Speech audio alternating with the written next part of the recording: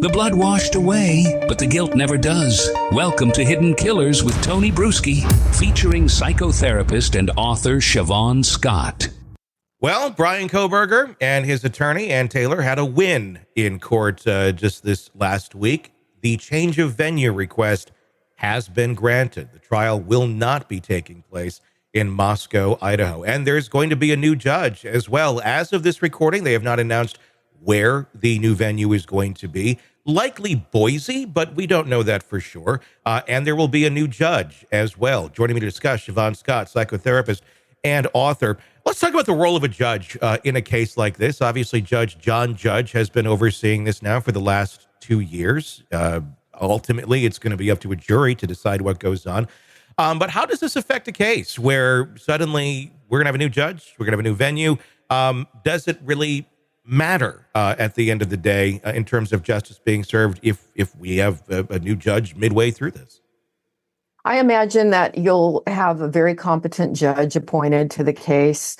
And in all fairness, being in a larger community, I believe the population of Boise is about 500,000. I mean, you're more apt to have people who have not themselves been living in fear of, a mass killer in their community. So I'm hopeful. I'm sorry that it's hard on the families. I do feel badly about that. And also that they have to wait until June 2025 to get some kind of sense of what's going to happen here. It's an interesting one to think about because there's a lot of factors that play into this. Obviously, the last thing anybody wants is for this to take longer than it has to. And if it were to take place there in Moscow, there's a good chance that they have a very good argument already for a retrial on appeal, just because they can use the argument that it's a skewed jury pool. Yeah. And it's true. I mean, it is what it is. Ann Taylor, she certainly did her job. She went above and beyond and asked for forgiveness after the fact when she started doing that survey. And then the judge allowed it to continue. And clearly it worked. It allowed for them to do this. But then you have to look at the other page of this, the family that is suffering, all the families that are suffering. They're going to have to make a trek for several weeks of their life, if not months of their life, if they want to, in fact, be in court for the trial of the person that allegedly killed their child, which is going to be difficult, I'm sure, for any of them. And then it goes to the question of, is that fair? Is that fair to the community that suffered so much with this tragic event, and to those families to make it so inconvenient and make it so difficult for them to, in fact, be able to attend this trial? Yeah, I think in this kind of a messy case, this messy situation, it's probably the best that can be done, but it's just unfortunate. Is it technically fair? No, but you don't want to lose, you don't want to get a conviction and then lose it on appeal. That would certainly be worse. Sure. Let me just get your thoughts on this, because obviously we haven't heard from Kohberger. He's always very, very quiet, very just kind of astute when he's going into the hearings and all that.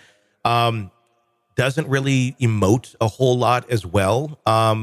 Just conjecture, what do you think is going through his mind right now as this trial date draws nearer? I mean, we're roughly about 7-8 months away from it at this point. He looks very alert, very calculating. He's paying attention. To me, even though I'm sure he's trying to keep his affect and emotion neutral, it's almost bizarrely neutral. I mean, I try to put myself, very difficult to put myself in his position, but I do try. I think I would be showing at least more distress than he shows. And, I think we can all look at the evidence that we're aware of at this point and have a pretty good sense, in all honesty, that he is guilty here. I think most people feel that way. Does he think he's narcissistic enough, as many times serial killers do, that he's going to get out of it? And is that a part of what we're seeing here when he doesn't really look distressed, because he may think that he's going to beat the system here? It makes me wonder if he's enjoying the system here. I mean, that was the whole thing to begin with. When everybody's like, "What's the motive? Why is he doing this?"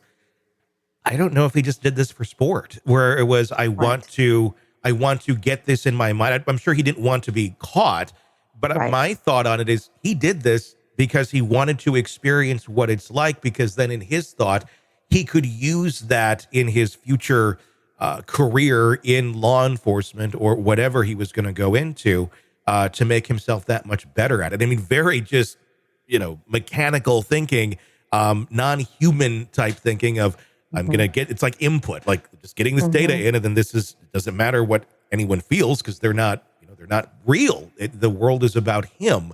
And I'm wondering if it's still kind of that same way of thinking as he's now experiencing what it's like to go through the legal system this way. Yeah.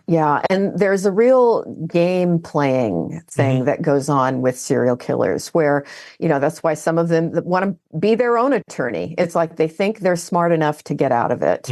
And this gives me that feeling, he is an intelligent guy.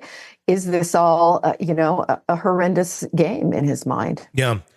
And it makes you wonder, had he not been caught, would he have continued, or would this be done of like, okay, I got it out of my system, or I now have this knowledge gained. Would I keep going?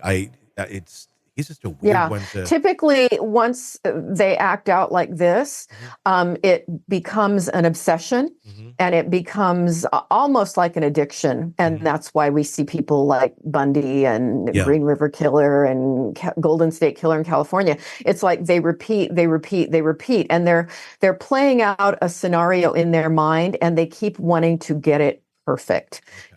Each time it's a challenge, and they like seeing the press. They like feeling like they're outwitting everybody. And it's a big game of look what I can do and get away with. You're in the thick of a true crime saga, every detail sinking in, and then, wham, a commercial about something you couldn't care less about. It's like being served a microwaved dinner at a 5-star restaurant. But it doesn't have to be this way. Go for True Crime Today, Premium Plus on Apple Podcasts. With True Crime Today, Premium Plus, you get uninterrupted, ad-free episodes, extended interviews that dig even deeper into the muck, and early access so you can brag to your friends. It's like ordering the secret menu at a crime buffet. So, search for True Crime Today, Premium Plus on Apple Podcasts, subscribe, and savor every twisted detail without interruption.